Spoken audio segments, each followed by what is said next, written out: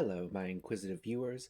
I am a humble remembrancer, and today we're going to be taking a look at the twice dead King Rain, and oh, what a story it is. Synopsis.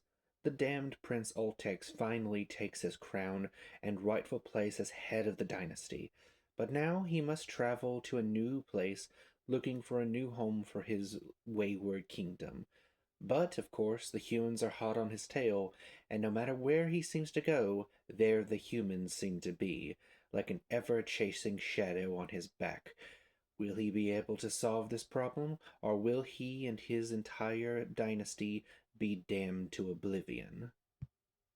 So before I get into all the things that and I liked the vast majority of this story, I would be amiss if I didn't point out that it drags on a lot, a lot, and repeats plot points over and over. It boils down to, oh, the humans are chasing us. We better get away. We better try this crazy out there thing that may only have a 1 in a million chance of working.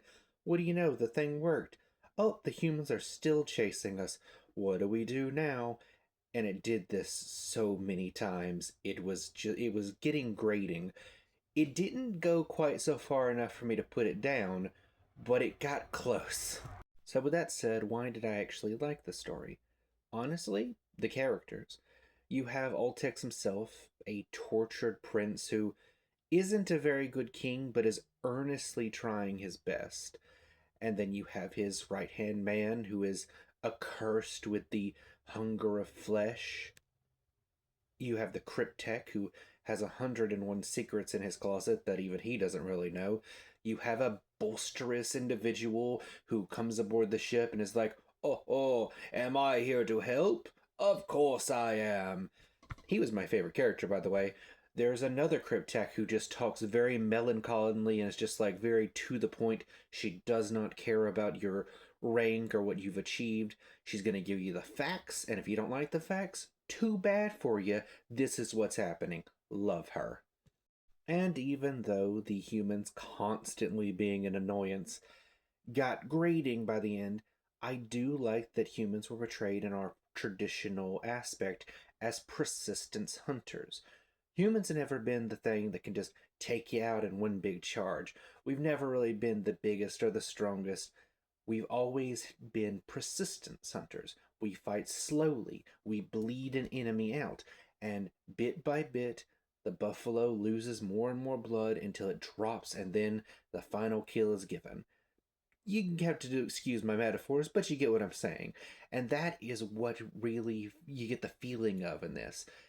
Every time that you think, okay, they've escaped the humans.